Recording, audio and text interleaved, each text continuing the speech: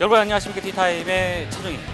놓치면 아까운 테크놀로지 이슈를 전달하는 티타임. 이번 시간은 인공지능, 머신러닝 도대체 어떤 개념인지 종합적으로 살펴보고요. 그리고 최근 유행하고 있는 조립식, 이른바 모듈식 기기 트렌드는 무엇인지 살펴봅니다. 저와 함께 티타임 출발하시죠.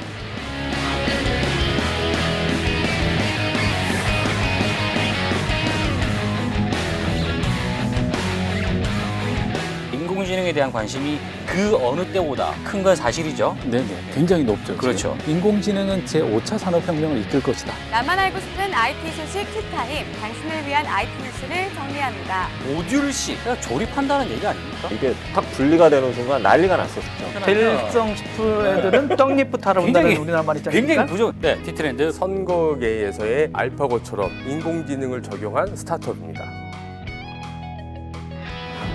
네, 오늘의 티. 얼마 전 이세돌 구단과 알파고의 대구. 이 남기고 간 것 중에 하나가 인공지능, 머신러닝, 딥러닝. 이게 어떤 개념인가에 대한 궁금증입니다. 생활에서도 많이 활용되고 있다고 하는데 도대체 어떤 개념인지 오늘 자세한 이야기를 해보겠습니다. 김용욱 부장 함께합니다. 안녕하세요. 안녕하세요. 알파고 대국이 끝나고 난 뒤에 인공지능에 대한 관심이 그 어느 때보다 큰 건 사실이죠. 네네, 굉장히 높죠. 그렇죠. 지금. 네. 자, 그런 의미에서 말이죠. 일단 인공지능 개념부터 좀 짚고 가죠. 인공지능은 말 그대로 인공적으로 만들어낸 지능이다라고 얘기를 하는데요. 네. 그 인공지능에 대한 연구는 사실 60년 전부터 시작됐습니다. 세계 2차 대전 중에 앨런 튜닝 박사라고 그 사람이 암호를 풀다 보니까 너무 경우의 수도 많고 이걸 어떻게 풀어야 될지 모르겠는 거예요. 맞아요. 그래서 기계가 스스로 이 패턴을 학습해가면서 암호를 풀 수 있는 방법이 없을까를 연구하기 시작한 아, 거죠. 그게 그 내용이었습니까? 네네. 기계가 이제 튜닝 머신인데, 야, 이게 지능이 있느냐 없느냐에 대한 논쟁을 피하고 예. 그 결과만 가지고 이게 지능이 있는 머신이다라고 얘기를 하기 위해서 이론을 하나 만들어냅니다. 뭐죠? 그게 이미테이션 게임이에요. 그분이 이 머신러닝 쪽에 초기에 굉장히 혁혁한 성과를. 그래요. 결국은 인간의 두뇌를 흉내냈다는 얘기인데 인간의 두뇌에서 어떤 부분을 흉내냈느냐, 그걸 어떻게 기술로 만들었느냐가 중요하겠어요. 뭔가를 풀어내기 위한 방법을 기술해 놓은 게 알고리즘인데 네. 풀어내기만 하는 걸 기술해 놓으면 딱 그 패턴에서 벗어나면 예. 모른다는 거죠. 모른다는 거죠. 그래서 기계가 스스로 학습하는 게 굉장히 인공지능의 중요한 요소가 되었습니다. 그래서 기계가 어떻게 하면 스스로 학습할까에 대해서 정리한 게 머신러닝이라는 학문으로 이제 발전하기 시작하는 거죠. 그러면 머신러닝은 하위 개념이에요? 네네. 그 안에 하나의 요소인 거죠. 어떻게 한다는 겁니까? 이게? 이 학습하는 방법도 크게 네. 두 가지로 나눠서 볼 수가 있는데요. 첫 번째 방식은 이제 데이터를 계속 주는 거예요. 이미지만 보았을 때는 컴퓨터는 이게 뭔지 모르는 거죠. 그렇죠. 근데 이걸 계속 보여주는 거예요. 예. 이게 개야. 이게 개야. 이건 개야. 음. 이것도 개네? 이런 식으로 계속 개를 예, 보여주는 예. 거죠. 그러고 나서 고양이 사진을 딱 보여주면 이건 개가 아닌데? 라고 학습을 시키는 거죠. 예, 또 다른 학습 방법 중에 하나는 사람이 개입하지 않는 방법이에요. 그냥 개고 고양이고 계속 데이터를 밀어 넣는 거예요. 계속 밀어 넣으면 컴퓨터가 이제 비슷한 애들끼리 이렇게 따로 모으는 거죠. 모으겠네요. 분류하겠네요. 이런 애들 모아놨는데 얘가 뭐니? 어. 개야. 라고 하면 그다음부터는 아, 이런 분류는 개구나. 어. 그래서 처음에 사람이 들어가는 방식과 사람이 안 들어가는 예. 그런 학습 방법 두 가지 이렇게 크게 나눠지는 거죠. 기계가 스스로 학습한다는 얘기인데 어떤 기술들이 가능한 겁니까? 그 사람의 그 뇌 같은 경우에는 예. 10의 18승 정도의 비트를 저장을 할 수가 있다고 합니다. 그리고 초당 처리할 수 있는 비트 수가 이제 10의 15승 정도 되니까 뭐 웬만한 컴퓨터는 따라오지 못할 정도의 컴퓨팅인데 그렇죠. 그걸 흉내내기 위한 이론들이 나오기 시작합니다. 그래서 그걸 이제 신경망 이론이라고 하죠. 신경망 이론. 그리고 그걸 흉내낸 컴퓨터가 신경망 컴퓨터라고 하죠. 그래서 하드웨어만 좋으면 안 되니까 또 소프트웨어적으로 계속 학습을 해야 되니까 이제 그게 머신러닝 기술이 들어가게 되고요.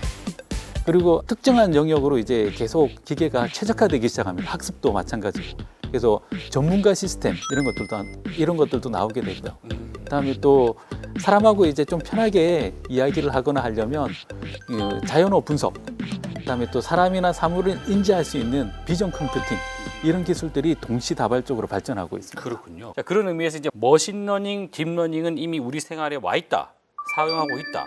어떤 측면에서 그렇습니까? 자, 먼저 이 스팸 메일 같은 경우는 보내는 사람의 이메일 주소나 예. 인터넷 주소만 바꿔도 또 다른 메일로 분류되거든요. 예. 그래서 메일 자체의 어떤 패턴을 보고 머신러닝을 통해서 스팸 메일에 이런 건 스팸 메일이야 라고 학습을 시켜주면 그 다음부터는 알아서 디스플레이별로 분류가 됩니다. 그다음에 또 검색 엔진 같은 경우도 머신러닝 굉장히 많이 쓰고 있는 영역인데요. 검색 엔진에서 이미지 검색을 한다. 전투기가 있고 뒤에 하늘 배경이고 각도는 한 45도다.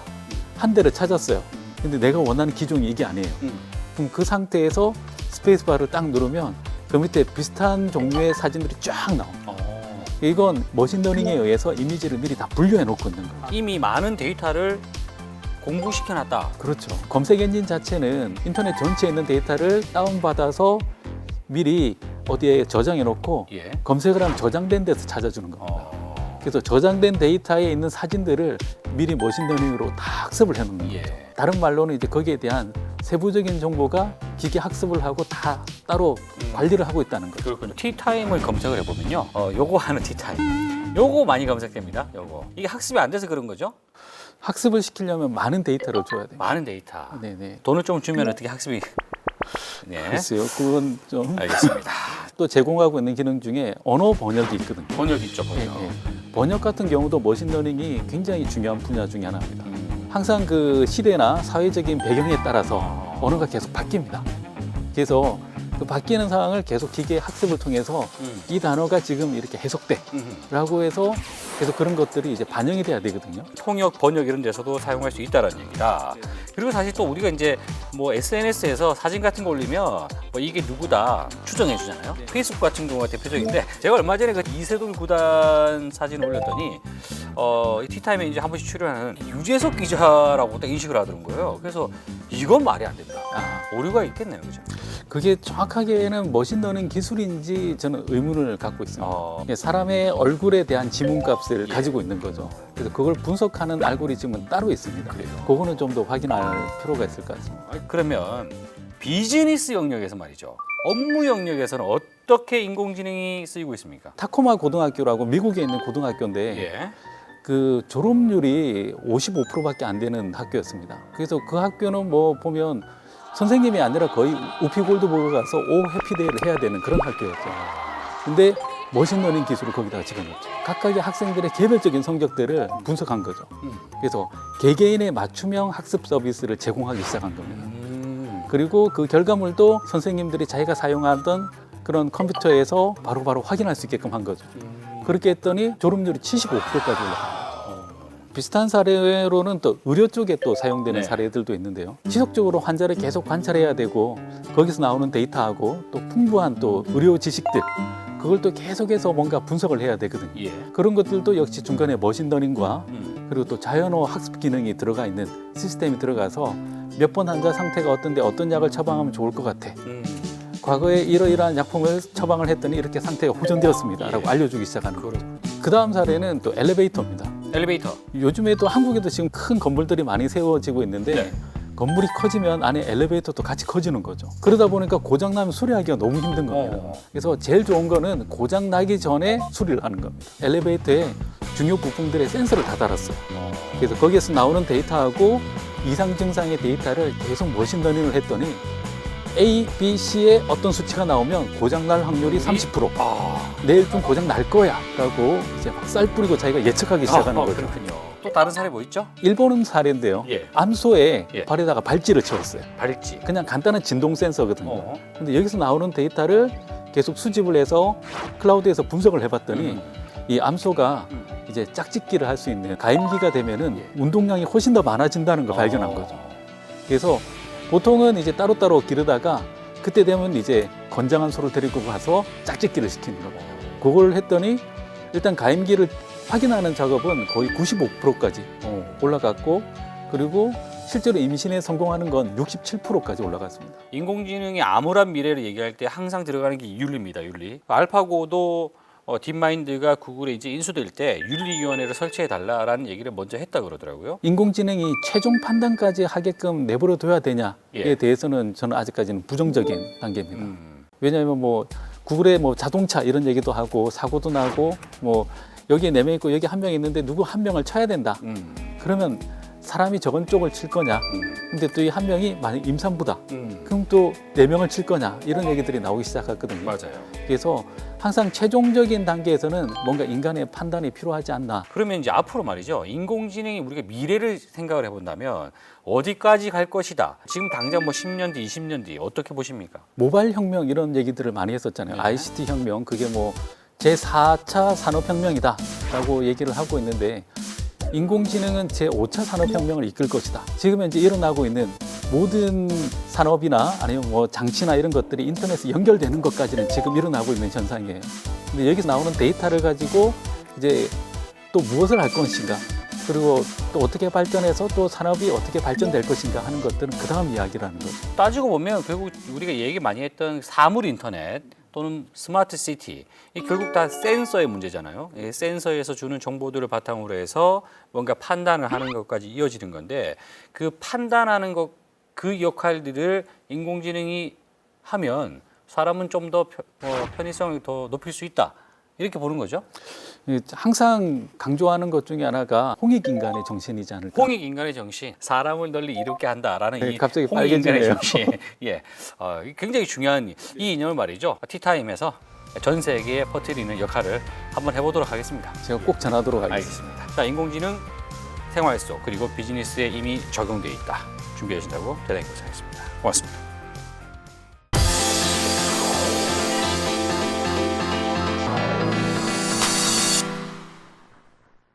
나만 알고 싶은 IT 소식 큐타임, 당신을 위한 IT 뉴스를 정리합니다. 애플의 신제품 발표회가 있었는데요. 이번에는 썩 이슈가 없는 느낌입니다. 왜죠? 애플은 4인치 크기의 신제품 아이폰 SE를 내놓았는데요. 2년 반 전 출시된 아이폰 5S의 크기의 아이폰 6S 수준의 성능입니다. 9.7인치 크기의 아이패드 프로도 함께 공개했는데요. 지난해에 나온 12.9인치 아이패드 프로와 마찬가지로 펜 모양 입력기인 애플 펜슬을 지원합니다. 애플워치는 신제품 대신 새로운 색깔의 손목 밴드를 내놓았고, 또한 천식, 심혈관 질환 등 각종 유전자 데이터 연구를 포함하는 리서치 킷에 향상된 내용을 발표했습니다. 매 신제품 발표 때마다 사람들을 깜짝 놀라게 만들었던 애플이지만 특유의 혁신성이 사라졌다는 평가를 받고 있습니다. 혁신이 없다니요. 과거로의 회귀, 그 어려운 걸 애플이 해낸 겁니다. 미국 연방대법원이 삼성전자와 애플의 디자인 특허 침해 사건을 다루게 됐습니다.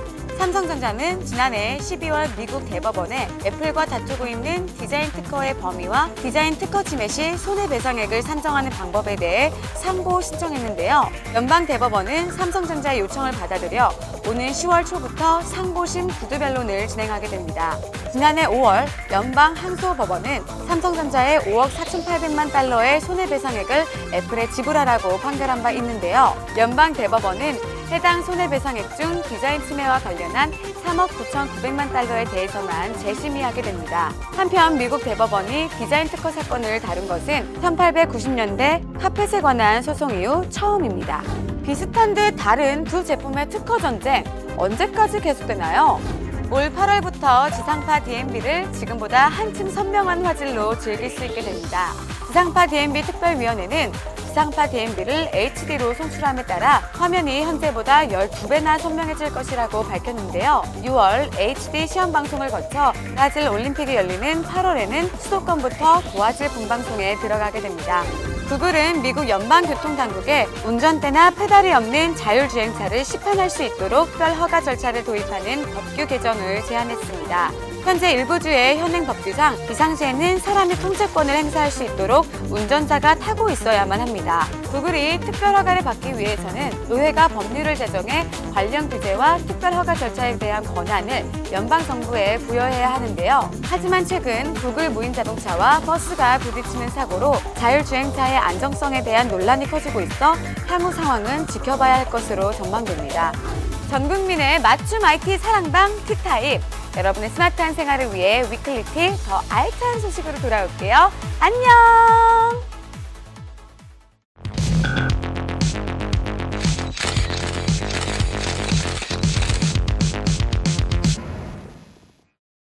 네, 테크수다 시간입니다. 알파고가 가고 모듈식이라는 새로운 트렌드가 나온다는 것을 발견했습니다. 김정철 기자, 도한국 기자 함께합니다. 안녕하세요. 안녕하세요. 자, 모듈식 이게 네. 사실 새로운 건 아니에요, 그죠? 그러니까 뭐 풀어주면 그냥 조립한다는 얘기 아닙니까? 네. 예전에 우리가 조립 컴퓨터 무지하게 했죠. 네. 이제 사라지고 지금 말이죠. 이제 스마트 기기가 모듈식으로 변화하는 트렌드가 나타나고 있다. 일단 뭐 가장 최근에 모듈식 트렌드의 이슈였던 것은 LG의 G5죠. 네, MWC에서 공개되면서 이게 딱 분리가 되는 순간 난리가 났었죠. LG G5를 갖고 왔어요. 뭐 이제 뭐 새롭지도 않은데 가장 대표적으로 나와 있는 게 이거죠. 카메라 모듈 캠 플러스라고 부르는데 자 이거를 이렇게 꽂아서 자 이걸 꽂아서 이거를 한다. 그러면 자 카메라를 이렇게 이제 실행을 시키면 이 다이얼이 이렇게 하면 줌을 이렇게 조정할 수 있다라는 거. 그리고 찍을 때 여기 버튼을 활용해서 이렇게 하면 찍힌다라는 얘기인데 두 분의 표정이 별로 안 좋네요. 이렇게 두꺼워지고 네. 좀 무거워지고요. 그다음에 하나를 더 가지고 다니죠.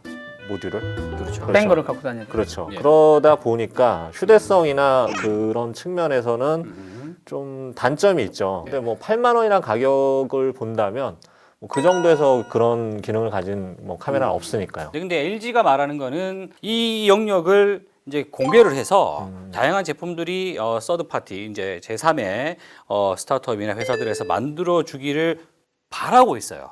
지금 뭐 출시되는 건 80만 원대잖아요. 예. 그다음에 나머지 지금 브랜드들 그거 합치면 거의 한 60만 원대예요. 근데 그 이제 서드 파티 업체들도 과연 올해 간다고 하면 당연히 지원해 주죠. 근데 올해로 끝나는 내년에 과연 내줄 거냐? 동일한 인터페이스로 이 양반들 아직까지 얘기가 없다는 거예요. 그러다 보니까 약간 그런 건 좀 걱정거리죠. 그리고 이제 또 다른 모듈 형태가 중국 레노버에서 X1이라는 네. 태블릿 PC를 이제 발표를 했어요. 그렇죠. 두 가지 현재 내놓은 건 두 가지예요. 네. 하나는 프로젝터, 네, 빔 프로젝터. 또 하나는 이제 3D 카메라. 3D 카메라. 3D 카메라고 하는 게 이제 우리가 3D 스캔 한다라고 할 때 그때 사용할 수 있는 모듈을 넣어놨더군요. 태블릿은 일단 교체 주기가 오래 가요. 3년, 5년씩 막 쓰니까. 그래서 태블릿 같은 경우는 굉장히 설득력이 있는 것 같아요. 모듈만 교체하는 것도 또 하나 이제 비슷한 형태 나온 거 PC인데 네. 이게 마치 레고처럼 쌓아가서 한다는 걸 찬압이죠, 저희가 찬압. 갖고 왔습니다. 야 이거 국내에 딱 한 대 있답니다. 네, 맞습니다. 딱 한 대 있는데 요거는 대만 회사죠. 예. 에이서. 대만 회사 에이서. 레보 빌드. 레보 빌드. 도시락 돈 같아요 이거. 예, 네, 그냥 찬압 찬압 같죠. 같다고 했죠. 예. 전 열면 김밥 나는 줄 알았어요. 하나씩 열면. PC는 다 조립을 많이 하시잖아요. 네. 근데 그 일반인들은 조립하기가 힘들고 아무래도 컴퓨터에 지식이 있어야 되는데 이거는 모듈식으로 만들면서 예. 아주 쉽게 조립을 할 수 있도록 오, 만들었어요. 예, 그래서 그건 본체는 이거 하나입니다. 요거 하나만 사시면 이거 하나면 그냥 PC예요. 미니 PC. PC. 예, 미니 PC죠. PC. 여기다 모니터만 달면은 되죠. 그런데 뭐 게임 좋아하시는 분들은 예. 여기다가 그래픽카드 그래픽 카드 모듈을 밑에 하나 구입을 하셔서 추가하시면 되고요. 여기서 나는 오디오를 많이 듣는다. 그러면 오디오 모듈을 또 꽂으면 예, 볼륨도 여기 달려 있고. 아 그렇네요. 뭐 영상이 많다 볼만한 영상 이런 걸 담아서 이렇게 꽂기만 하면은 완성이 되는 거죠. 그런데 말이죠. 이런 모듈이라는 형태가 그럼 이번에 2016년도에 들어서 우르르르르 새롭게 쏟아진 거냐?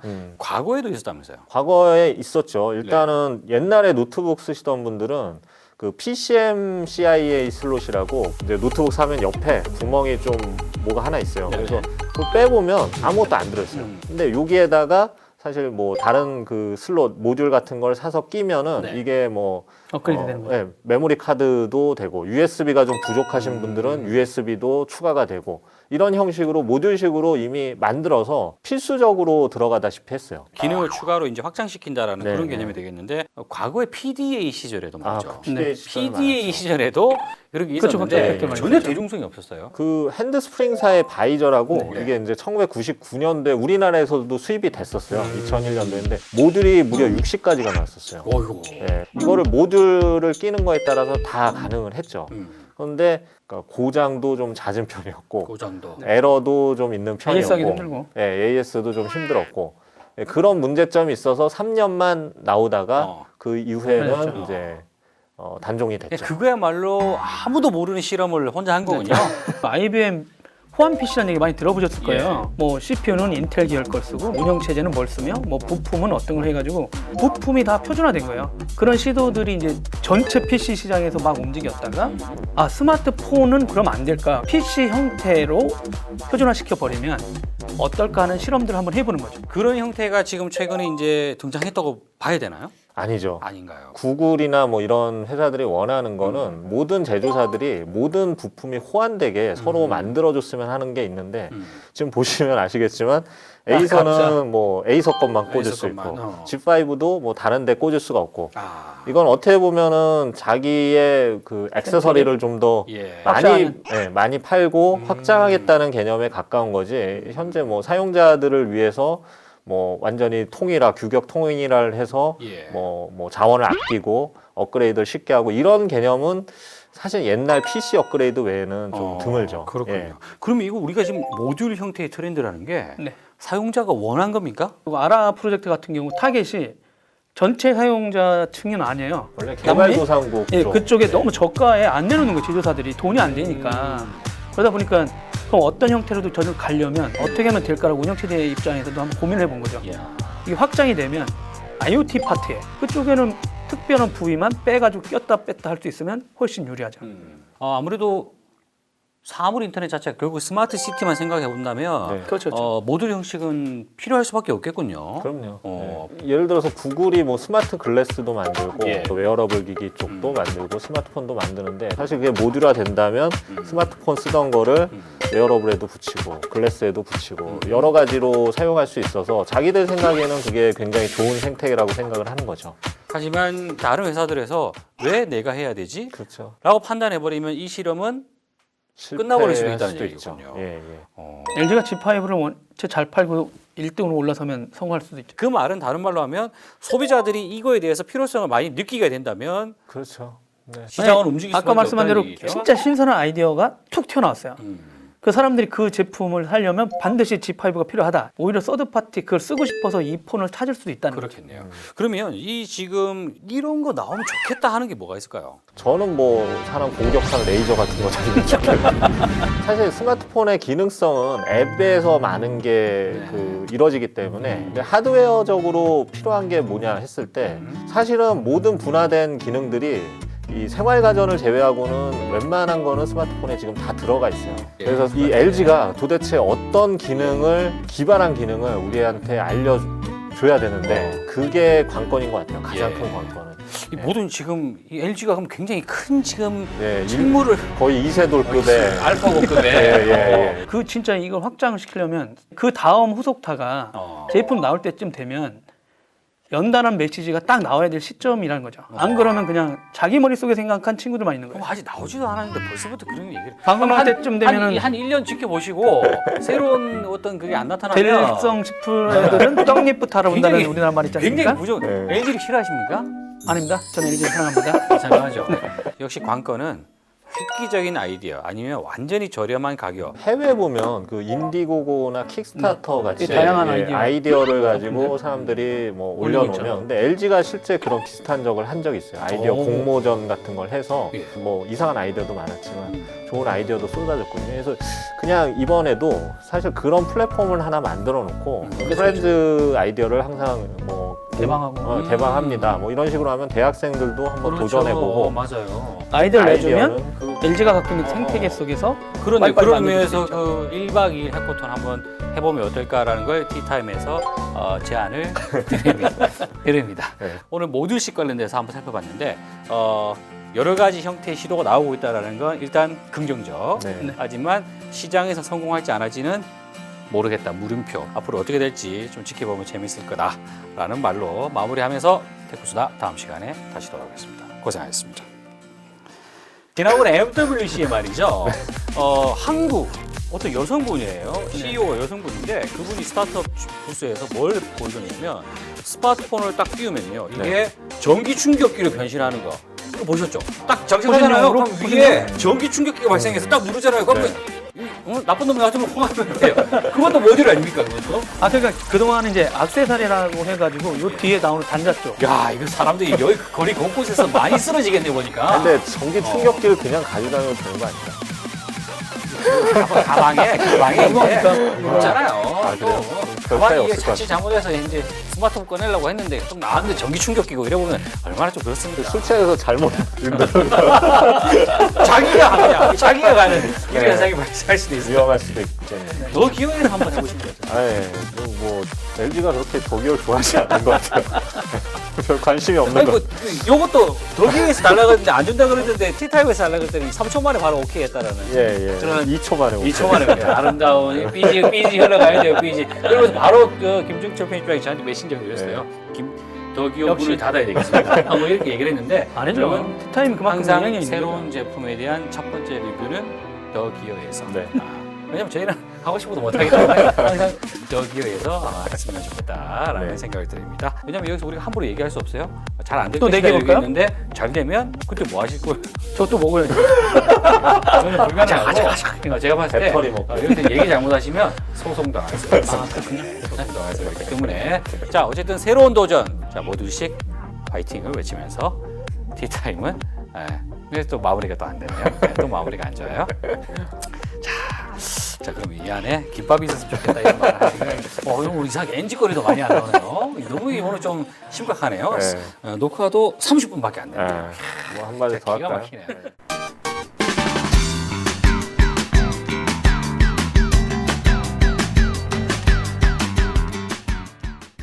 네, 티트렌드 백상훈 이사와 함께합니다.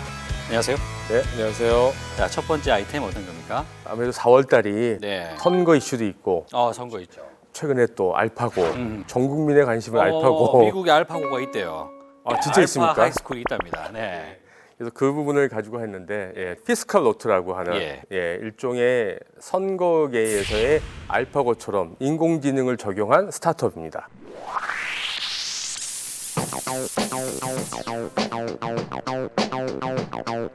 데이터를 잘 활용해서 일종의 미국의 50개 주 법안에서의 그 통과 가능성을 미리 예측해서 해주는 서비스입니다. 법의 통과 가능성? 미국 선거계를 제가 좀 조사했는데 세 가지의 이슈가 영향을 미친답니다. 첫 번째는 정당, 두 번째는 의원, 마지막은 선거구제입니다. 그래서 이 세 가지의 어떤 이슈들을 잘 조합을 해서 이 의원이 입법을 하면은 이 법안이 통과될 가능성이 몇 %다라는 것들을 사전에 예측해주는 서비스. 그래요? 어떤 과정으로 분석을 하는 겁니까? 주로 공개된 자료를 가지고 합니다. 첫 번째는 그 입법부에서 한 걸 예측하는 프라퍼시, 두 번째는 규제를 예측하는 소나라는 게 있는데요. 과거에 이 의원이 어떤 발의했던 내용, 또 그거에 가졌던 선거구의 관심도, 아까 말한 세 가지 요인들을 잘 가지고 추적한 것들을 알고리즘을 적용하는 방식인데요. 제가 이제 알파고라고 얘기한 게 과거의 그런 자료들을 충분히 축적을 해서 예측을 하는 거기 때문에 그 예측력이 갈수록 높아지고 있어서 이 자체 발표로는 94% 정도의 예측률을 가지고 있다고 하고 있습니다. 법안이 조금 어려운 것 같기도 한데 아무튼 최종 판단은 결국은 그 자료를 바탕으로 의원들이 하겠군요. 미국 같은 경우에는 의원들의 성향 같은 게 이미 공개가 돼 있습니다. 사실은 노선이 분명한데 좀 이렇게 우리나라랑 좀 다르죠.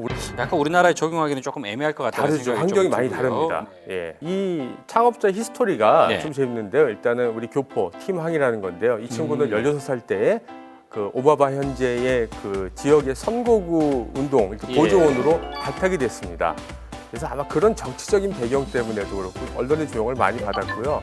이제 한국에도 좀 관심을 갖겠다 그래서 한국에 얼마 안 되는 선거 관련된 스타트업인 우리 동네 후보 앱이라는 데를 인수를 해서 하고 있고요. 후보 홍보하는 앱이야. 사실 뭐 받아도 그만이고 안 받아도 그만입니다. 그렇지만 법안의 어떤 그 뭐 퀄리티를 평가하는 이런 어떤 빅데이터 분석은 우리도 한번 좀 고민해볼 필요성이 있을 것 같아요. 지금은 입법부를 했지만은 그 다음에 갈 수 있는 영역이 어딜 것 같습니까? 사법부입니다. 사법부. 판결에 대한 예측을 할 수 있는 거를 가겠다는 게 이게 정말 무서운 가치를 이 기업에 가지고 있습니다. 최근에 이제 인공지능 관련돼서 다양한 사례들이 나오고 있는데 그 중에 하나로 거론됐던 게 판결이었어요. 데이터 분석, 판례를 조사하는 거 이런 것들도 인공지능이 가능하다는 얘기를 했었거든요. 그쪽으로 활용될 수도 있겠다는 생각이 드네요. 두 번째 아이템은요. 제가 아까 그 세 가지 이슈를 얘기했지 않습니까? 정당, 의원, 선거구. 두 번째는 그 맥락에서 보면은 선거구에 관련된 일종의 그 커뮤니티 서비스입니다.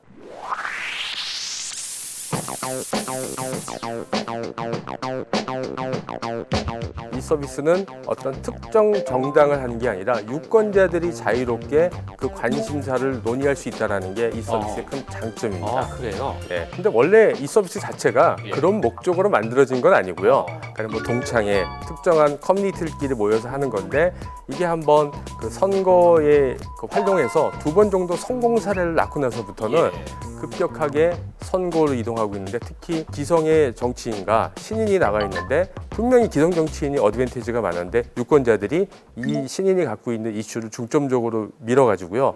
이 기성 정치인을 떨어뜨린 사례죠. 정책 플러스 유권자들을 투표장에 이동할 수 있는 동기를 많이 준 게 더 강점입니다. 그래요? 사실 좀 법이 좀 복잡해가지고 우리나라에서 이게 어떻게 적용될지 모르겠지만 어쨌든 미국 사례에서는 이런 어떤 모바일 커뮤니티를 통해서 기존의 정치권, 기존의 후보를 신인이 이겼던 사례들이 있었다는 얘기군요. 아, 우리나라는 좀 안 될 것 같아요. 저도 미국에서는 모바일을 활용해서 정책 선거 또는 투표율 일부분도 기여를 하고 있다. 이렇게 서비스와 연결되는지 사례를 살펴봤습니다. 오늘 이야기하신다고 고생하셨습니다. 예, 수고하셨습니다. 예.